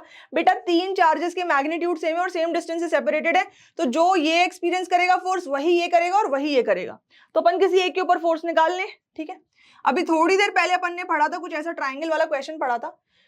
यहाँ पे मैंने बोल दिया अभी 5 माइक्रोकूलम ये वो छोड़ो, ठीक है। ये क्यू चार्ज है, ये क्यू चार्ज और यहाँ भी क्या है, क्यू चार्ज है। ये इसको इस डायरेक्शन में फोर्स लगाएगा और ये भी इस डायरेक्शन में फोर्स लगाएगा। इन दोनों फोर्स वेक्टर्स की लेंथ बराबर होनी चाहिए क्योंकि दोनों ही इस पे इक्वल फोर्स लगाएंगे। बाई सिमेट्री आप देख सकते हो, मैग्नीट्यूड ऑफ द चार्ज जो है उसका प्रोडक्ट सेम है, डिस्टेंस सेम है, ओके। अब एक काम करते हैं अपन फिर से, जो अपन ने पहले किया था ना क्वेश्चन में, मान लो ये थीटा है और ये भी क्या है, थीटा है, तो ये क्या होगा, थीटा होगा, ये भी क्या होगा, थीटा होगा। क्लियर कट अगर आप इस फोर्स को रिजॉल्व करोगे, है ना, फिर से वही बात कि इस लाइन के अलोंग आपको क्या मिलेगा, F cos theta, F cos theta, ठीक है। और इस लाइन के अलोंग यहां पे क्या मिलेगा, F sine theta, F sine theta. तो एफ साइन थीटा क्या इसको कंट्रीब्यूट कर रहा है, two equal vectors in opposite direction. तो इस पॉइंट पे जो भी चार्ज है उसके ऊपर एफ साइन थीटा की वजह से कोई नेट फोर्स नहीं लग रहा। तो जितना भी फोर्स इसके ऊपर लग रहा है एफ नेट, इसको नाम दे देती हूं ए बी सी, ठीक है। सो एफ नेट एट ए और बी और सी, पहले तो तीनों पे बराबर रहेगा, ठीक है। ये कितना लिखा जाएगा, 2 times F cos theta, 2 times F cos theta. अब देखो ये इक्विलेटरल ट्राइंगल है, तो ये लाइन क्या हो गई, ये लाइन परपेंडिकुलर बाइसेक्टर होगी और एंगल को 2 इक्वल पार्ट्स में डिवाइड करेगी, तो ये 30 हो गया, ये 30 हो गया, 60 डिग्री होता है एक एंगल इक्विलेटरल ट्राइंगल का, ठीक है। तो कॉस थीटा मतलब कि कॉस 30 डिग्री मतलब कि √3/2, तो कॉस थीटा की वैल्यू अपन को पता है। अब बात करते हैं अगर एफ की, तो एफ क्या होगा, इलेक्ट्रोस्टैटिक कांस्टेंट के क्यू स्क्वायर बाय ये क्या हो जाएगा, लेंथ ए, तो ए स्क्वायर, के की वैल्यू 9 × 10 की पावर 9, 5 माइक्रोकूलम का चार्ज है, तो 5 का स्क्वायर कितना हो गया, 25, 10 की पावर -6 का स्क्वायर तो 10 की पावर -12 हो गया, डिवाइडेड बाय, अब ए स्क्वायर की बात करी जाए तो 10 सेंटीमीटर है, तो 10 सेंटीमीटर का स्क्वायर, तो 10 का स्क्वायर 100 और ऊपर 10 की पावर 4 लिख दोगे, ठीक है। तो सॉल्व करना शुरू करें इसको, ये हो जाएगा 25 4 × 100, तो क्या आ गया 9/4 इंटू -12, ठीक है, -12 और 9 कितने हो गए बेटा, -3 हो गए, तो 4 में से 3 गए तो 10 बचा, तो ये कितना आ गया 9/4 × 10, ठीक है, 9/4 × 10। तो यहां अपन वैल्यू लिखेंगे 2, एफ की वैल्यू कितनी आई 9/4 × 10, ये एफ की वैल्यू आई। कॉस थीटा की वैल्यू कितनी है, √3/2। जानबूझकर इस केस में 4 और 10 को सॉल्व नहीं किया है, अभी आपको समझ में आ जाएगा, क्योंकि 4 से डिवीजन आसान होता है, इसीलिए डिनोमिनेटर में 4 या 2 आए तो घबराने की बात नहीं है, चलने दो, ठीक है, ओके। अब देखो ये हो जाएगा 2 से 2 कैंसिल, ठीक है, 9 × 1.732, √3 की वैल्यू पुट करो, ठीक है, बाय 4, आगे सॉल्व करो इसको, तो 9 2 × 18 का 8 कैरी 1, 27 और 1 28 का 8 कैरी 2, 63 और 2 5 कैरी 6, 9 और 6 15, ठीक है। तो 15.588, और अब यहाँ पे देखो ये 10 था, तो ये 10 जो हमने छोड़ दिया था, ये लो यहाँ लगा दिया 10, ठीक है, इसको यहाँ लगा दिया ये 10, ठीक है, और डिवाइडेड बाय 4, तो ये हो जाएगा 155.88 डिवाइडेड बाय 4। सारी वैल्यूज स्टैंडर्ड यूनिट में थी, तो फोर्स आपका न्यूटन में आएगा, ठीक है, 4 3 × 12 35 हो गया, ठीक है, 4 8 × 32, ठीक है, तो 38 हो गया, 4 9 × 36 28 हो गया, ठीक है। तो लगभग ये आ रहा है कितना 38.97 न्यूटन। और अगर अब ऑप्शंस को चेक करो तो इसमें मोस्ट अप्रोप्रिएट आंसर क्या होगा 38.97 न्यूटन के हिसाब से अगेन आपका ऑप्शन बी 39 न्यूटन करेक्ट है, ठीक है बच्चों, ओके। अगला सवाल आ गया है, पढ़ना शुरू कर दो, 5 सेकंड का टाइम पढ़ने के लिए, ठीक है। Two identical charged spheres suspended from a common point by two massless strings of lengths L are initially at a distance d, where d is very small as compared to L, apart. Because of their mutual repulsion, the charges begin to leak from both the spheres at a constant rate. As a result, the spheres approach each other with a velocity v. Then v varies as a function of distance between the spheres, ठीक है। इसको बड़े गौर से पढ़ो। क्या बोला है, आपके पास पहले तो 2 आइडेंटिकली चार्ज्ड स्फीयर्स हैं, ठीक है, और एक कॉमन पॉइंट से सस्पेंडेड है। स्ट्रिंग्स के मास को 0 मान लो, मासलेस स्ट्रिंग है। आर इनिशियली उन दोनों के बीच का जो डिस्टेंस है वो d है। जो लेंथ ऑफ द स्ट्रिंग है उसके कंपैरिजन में बहुत ही ज्यादा क्लोज है। ये दोनों जो स्फीयर्स हैं ये मतलब काफी छोटा एंगल बना रहे हैं एक दूसरे के साथ। The charges begin to leak from both the spheres. अब क्या होता है कि इन दोनों स्फीयर पे जो चार्ज है वो चार्ज एक कांस्टेंट रेट पे लीक कर रहा है, यानी कि चार्ज का मैग्नीट्यूड क्या हो रहा है, कम हो रहा है। तो ये रिपेल कर रहे थे, सेम चार्ज से रिपेल कर रहे थे। अब क्योंकि चार्ज का मैग्नीट्यूड कम हो रहा है तो भाई रिपल्जन कम होगा। तो जब रिपल्जन कम होगा तो ये एक दूसरे के पास आने की कोशिश करेंगे। तो जब ये मूव कर रहे हैं एक दूसरे के पास आ रहे हैं तो इनके पास आने की जो वेलोसिटी है, ठीक है, वो इनके बीच में जो सेपरेशन है उस पर कैसे डिपेंड करती है। चलो बेटा इसको सॉल्व किया जाए। तो मैंने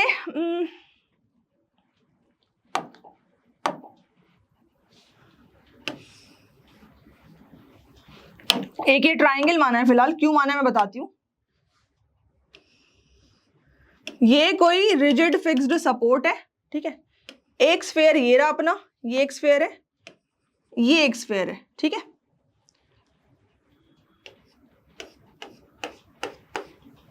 ये मान लो कि ये जो एंगल है ये थीटा है, तो ये जो एंगल है बेटा ये भी थीटा ही होगा। पर यहां पे बोला है कि इनिशियली इन दोनों के बीच का जो सेपरेशन है ये लेंथ ऑफ द स्ट्रिंग हो गई। ये क्या है, ये लेंथ ऑफ द स्ट्रिंग है। तो ये मान लो ये पॉइंट ए है, ये पॉइंट बी है, ठीक है। तो ए बी जो है इनिशियली वो एल के कंपैरिजन में काफी छोटी है, इनिशियली, ठीक है। अब इसका क्या मतलब होता है, इसका मतलब ये होता है कि जो थीटा है वो वेरी स्मॉल है, काफी छोटा बनेगा। दिमाग में विजुअलाइज कर सकते हो भैया, दो लंबी सी स्ट्रिंग से आपने दो स्फीयर टांग दिए तो उनके बीच में लगने वाला एंगल छोटा ही होगा ना, काफी छोटा होगा, ठीक है। अब हमको पता है जो भी है इस स्ट्रिंग के ऊपर अगर बात करी जाए तो देखो ये टेंशन तो लगनी है, इधर टेंशन, ये टेंशन लगेगी, ठीक है। किसी भी एक डायरेक्शन में अपन इसको रिजॉल्व करते हैं ऐसे ऐसे, ठीक है। दोनों के ऊपर सिमिलर चार्ज थे तो जाहिर सी बात है इन पे इलेक्ट्रोस्टैटिक फोर्स ऑफ रिपल्जन इस डायरेक्शन में लगेगा, ठीक है। ये थीटा है तो ये एंगल कितना हो जाएगा, ये थीटा हो जाएगा। टेंशन का एक कंपोनेंट ये कहलाएगा टी कॉस थीटा, ठीक है। या नीचे जो है स्फीयर का मास mg, और ये जो टेंशन का कंपोनेंट होगा इसको अपन कह सकते हैं टी साइन थीटा। जब भी इनके बीच में इक्विलिब्रियम होगा, ठीक है, तो इक्विलिब्रियम में सारे फोर्सेस जो इस पॉइंट पे लग रहे हैं आप कैसे लिख सकते हो उन फोर्सेस को, टी कॉस थीटा किसके बराबर होगा, टी कॉस थीटा बराबर होगा mg के, ठीक है। सिमिलरली अगर मैं पूछूं टी साइन थीटा किसके बराबर होगा, टी साइन थीटा बराबर होगा इलेक्ट्रोस्टैटिक फोर्स Fe के, ठीक है। और इनके बीच में इलेक्ट्रोस्टैटिक फोर्स ऑफ रिपल्जन जो लगेगा वो इलेक्ट्रोस्टैटिक कांस्टेंट K टाइम्स दोनों के ऊपर सेम चार्ज है तो Q², ठीक है। और इनके बीच के डिस्टेंस को x मान लेते हैं, इन दोनों स्फीयर्स के बीच के डिस्टेंस को x मान लिया तो नीचे क्या आ जाएगा बेटा, x² आ जाएगा। इसको इक्वेशन 1 और इसको इक्वेशन 2 बोल दो, ठीक है। अब एक काम करो कि इक्वेशन 1 को डिवाइड कर दो इक्वेशन 2 से, ठीक है। बड़े बार आपने मैकेनिक्स में ये करा हुआ है ना, ऐसा नहीं है कि पेंडुलम के केसेस आप पहली बार पढ़ रहे हो, पेंडुलम जैसे तो एक्ट कर रहा है फिलहाल, है ना। तो ये इस तरीके के सिमिलर फिगर्स आपने फ्री बॉडी डायग्राम क्लास 11 में बनाए होंगे। डिवाइड करोगे T sine theta by T cos theta क्या बनेगा, टेन थीटा बनेगा, ठीक है। So tan theta is equals to क्या बन रहा है, K Q square upon X square और नीचे ये mg। अब थीटा जब स्मॉल होता है तो हमने पढ़ा है कि sine theta tan theta for small thetas nearly theta के इक्वल होते ओके। तो यहां पे मैं इसको सिर्फ सिंपली थीटा भी लिख सकती हूँ या सिंपली इसको साइन थीटा के बराबर भी लिखा जा सकता है, कोई फर्क उससे पड़ेगा नहीं। For smaller values of theta ये इक्वेशन ट्रू है, करेक्ट, ओके। अब अगर मैं आपसे पूछूं कि इस ट्राइंगल में, किस ट्राइंगल में ए बी और ये ओ है, ठीक है, और ये इस पॉइंट को मैंने सी बोल दिया, ठीक है। तो मैं कह रही हूं ट्राइंगल AOC ले लो, चलो AOC ले लो, ट्राइंगल AOC। साइन थीटा की वैल्यू को क्या लिखा जा सकता है, ये पूरी लेंथ यहां से यहां तक x है तो ये x/2 बचेगी। AC की लेंथ कितनी हो जाएगी, x/2। तो साइन थीटा को क्या लिखा जा सकता है, ये देखो यहाँ पे x/2 sine theta is equals to x/2, perpendicular और हाइपोटेन्यूज क्या है, length of the string x/2l। आपको मैम टेन थीटा क्यों नहीं लिया, अगर आप टेन थीटा लेकर चलोगे, ठीक है, तो परपेंडिकुलर के नीचे आएगी ये लेंथ, परपेंडिकुलर लेंथ आएगी, और फिर परपेंडिकुलर लेंथ आप निकालोगे तो फिर से एक्स और एल के टर्म्स में निकालोगे, इक्वेशन कॉम्प्लिकेट हो जाएगी। जब कंडीशन आपको दी हुई है कि थीटा बहुत स्मॉल है, ये कंडीशन लिखी है तो किसी मकसद से लिखी है, आइडेंटिफाई करना है केस को, तो आइडेंटिफाई करके हमें टेन थीटा निकालने के बजाय ज्यादा सिंपल क्या पड़ेगा, साइन थीटा निकालना ज्यादा सिंपल पड़ेगा, और थीटा स्मॉल है तो कोई दिक्कत है नहीं, ठीक है, इसीलिए ये किया है। तो अब अपन लिख सकते हैं क्या, K Q square upon X square into M G is equals to sine theta की वैल्यू अपन ने निकाली एक्स बटा 2l, एक्स बटा 2l, ठीक है। अब अपन को बोला गया है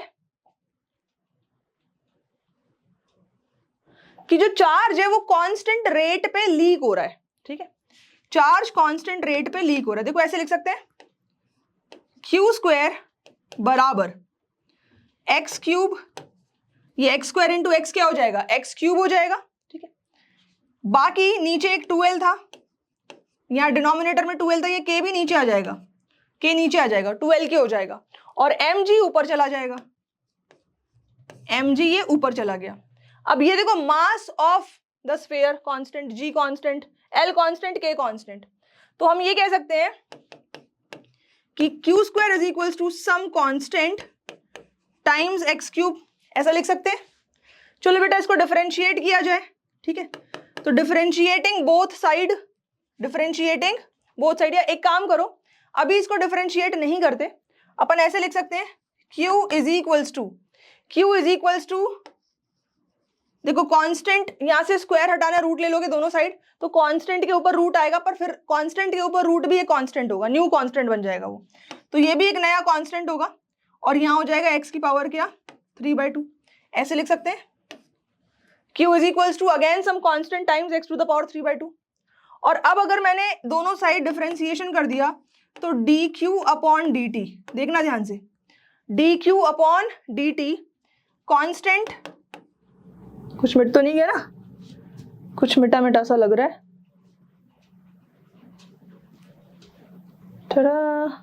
चलो बेटा कोई नहीं, अगर कुछ थोड़ा बहुत मिट भी गया है तो आप वैसे भी रिवाइंड करके थोड़ा सा पीछे खिसक कर, थोड़ा सा पीछे जाकर आप दोबारा नोट कर लोगे। आई होप यहाँ पे ये टी थोड़ा उल्टा पुल्टा हो गया, ये टी साइन थीटा था, है ना, ये टी साइन थीटा था, तो ये बस थोड़ा सा उल्टा पुल्टा हो गया,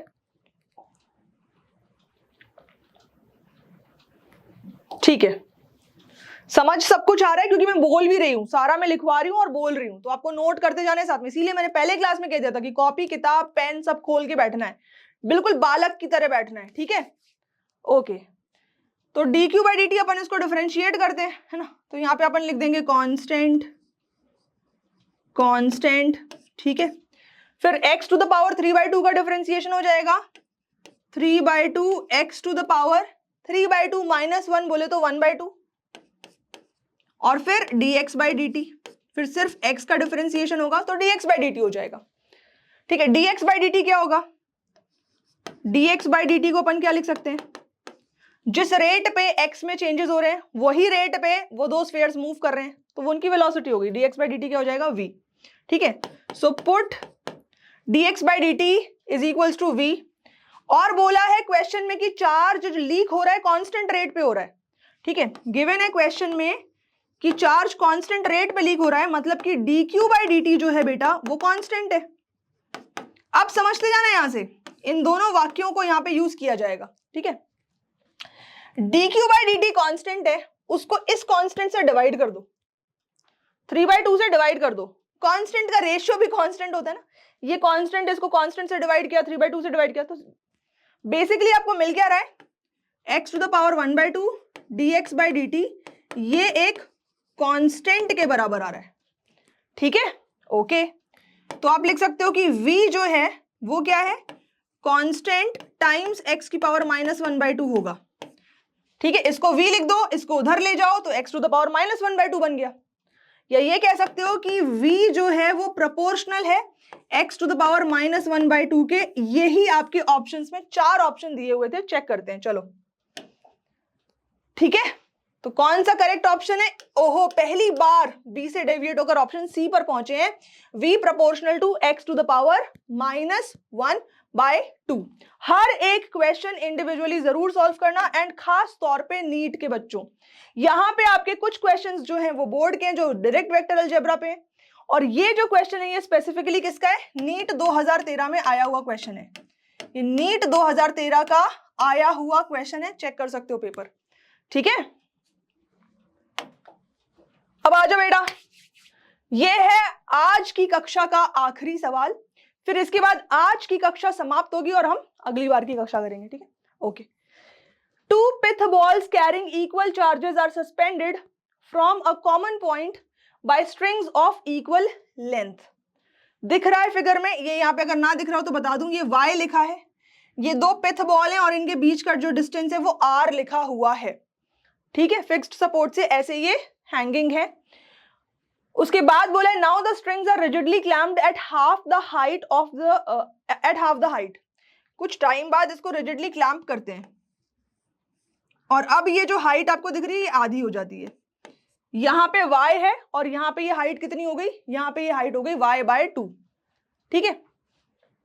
the equilibrium separation between the balls now become, तो यहाँ पे जो इनके बीच का सेपरेशन है, मान लो कि ये सेपरेशन r' है, तो r' की वैल्यू इनमें से कौन सी होगी ये बताना है, ठीक है। r' की वैल्यू इनमें से कौन सी होगी ये बताना है बेटा, फटाफट देखेंगे, इक्वेशन बहुत ज्यादा दिमाग लगाने वाला नहीं है। टेंशन लगेगी क्या, हाँ जी लगेगी, ठीक है। यहां तक कोई दिक्कत नहीं, ओके। इस एंगल को वही आपने थीटा बोल दिया, तो ये एंगल आपका थीटा हो जाएगा, तो ये आपका बनेगा t cos थीटा, ठीक है। यहां पे दोनों के ऊपर क्या बोला है, पिथ बॉल्स कैरिंग इक्वल चार्जेस, यानी कि इस डायरेक्शन में क्या लगना है, इलेक्ट्रोस्टैटिक फोर्स ऑफ रिपल्जन लगना है। ये कंपोनेंट क्या बन गया, ये कंपोनेंट क्या बन गया, t sin थीटा, ठीक है। यहां पे क्या होगा, mg। क्या प्रीवियस केस जैसा प्रीवियस केस था, क्या प्रीवियस केस जैसा फिगर दिख रहा है, तो प्रीवियस केस में आपने निकाला था tan थीटा, निकाला था tan थीटा, देखो जरा, और tan थीटा की वैल्यू किसके बराबर आई थी, कहां निकाला था भाई, ये निकाला। tan थीटा की वैल्यू क्या आ रही है, k times Q square by mg और x स्क्वायर, x इन दोनों के बीच का डिस्टेंस x था, तो बिल्कुल यही करेंगे अपन। यहाँ पे tan थीटा को लिखेंगे k, चार्जेस q है दोनों पे, मान लो इन दोनों पे चार्ज क्या है, q है, तो k क्यू स्क्वायर हो जाएगा, दोनों के बीच का जो फिलहाल डिस्टेंस है वो r है, तो नीचे क्या बनेगा, r स्क्वायर बनेगा, ठीक है। तो k Q square r square और यहाँ पे mg आ जाएगा, आ रही बात समझ में, यहाँ पे क्या आ जाएगा बेटा, mg आ जाएगा।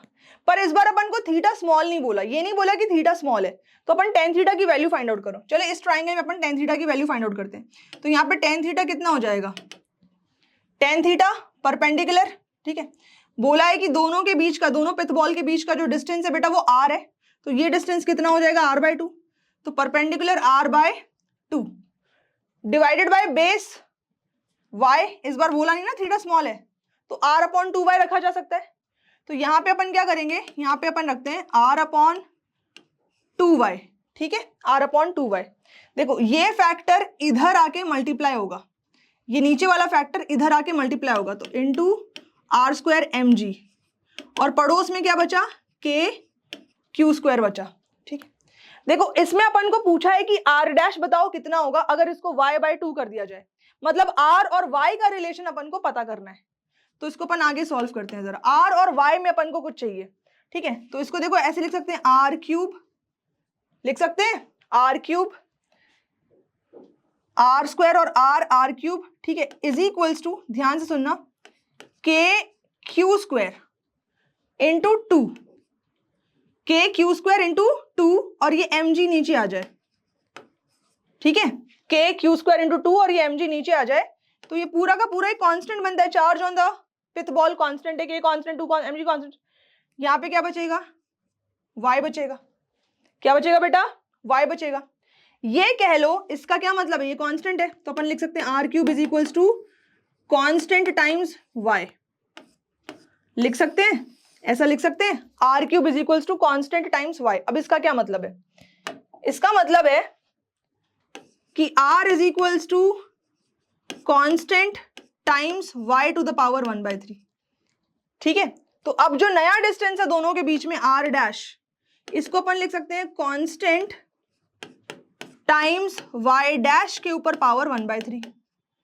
ठीक है, तो इसको अपन लिख सकते हैं क्या, कांस्टेंट टाइम्स y डैश, तो y/2 है, y/2 है, तो y के ऊपर पावर 1/3, 2 के ऊपर पावर 1/3, ऐसे लिखा जा सकता है। और यहां पे जो ऊपर वाली इक्वेशन है constant times y to the power 1/3, बेटा ये r के बराबर है। ठीक है, तो अपन लिख सकते हैं फाइनल जो आपका आंसर हो जाएगा वो हो जाएगा r dash is equals to ऊपर वाला factor y to the power 1/3 और ये कांस्टेंट मिलकर क्या हो गया, r हो गया, और नीचे क्या हो गया, 2 की पावर 1/3। तो r डैश किसके बराबर आ रहा है, r अपॉन 2 की पावर 1/3 के बराबर आ रहा है। पहचानो इसमें से कौन सा होना चाहिए, r अपॉन 2 की पावर 1/3। देखो फिर से option C, r upon cube root of 2, cube root of 2 मतलब क्या, 2 की पावर 1/3। तो ऑप्शन कौन सा सही है, ऑप्शन सी सही है। बेटा हमने इस लेक्चर में सिर्फ 7 क्वेश्चन करे और difficulty level easy to hard की तरफ अपन बढ़ रहे हैं। मिक्स कॉन्सेप्ट्स के ऊपर और मिक्स मैथमेटिकल कॉन्सेप्ट्स लगाकर क्वेश्चन करें। इसी तरीके से नीट बहुत डिफिकल्ट नहीं है, नीट कोई पहाड़ तोड़ एग्जाम नहीं है।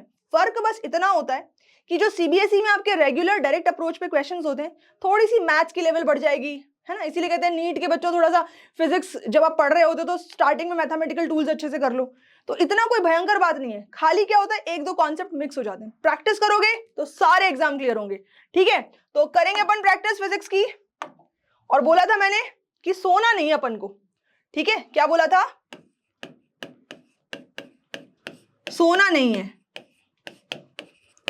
खुद को जगाना आना चाहिए। दुनिया आपको जगा के नहीं जाएगी, खुद को खुद से जगाना आना चाहिए, खुद को खुद से मोटिवेट करना आना चाहिए। इतना कर लिया तो बस लेक्चर देखो, प्रैक्टिस करो, नोट्स बनाओ, नीट हो या सीबीएसई हो, एग्जाम एकदम अच्छे से बेहतरीन जाएगा। ठीक है, इस लेक्चर में इतना ही, नेक्स्ट में जरूर जुड़ना, पुराने लेक्चर जरूर देखना। ठीक है, ताकि स्टार्टिंग से एकदम सीरीज ऐसी अच्छी सी बनी रहे, एकदम ताजा मन ताजा, मतलब ऐसे अपन क्वेश्चन सॉल्व करते रहे। ऐसा ना हो बीच में उठ के ये देख लिया फिर वो ऐसे नहीं, स्टार्टिंग से एकदम एंड तक सारे नोट्स बनाओ। और मैंने एक टारगेट भी दिया था, निमोनिक्स बनाकर भेजो, ठीक है, बेस्ट नोट्स बनाकर भेजो, ये सारे टारगेट्स हैं। ठीक है, बकेट लिस्ट में डालो, तो जो जो बोल रही हूँ वो करते जाओ और भेजते जाओ। ठीक है, सो थैंक यू बच्चा party, thank you so much, bye bye.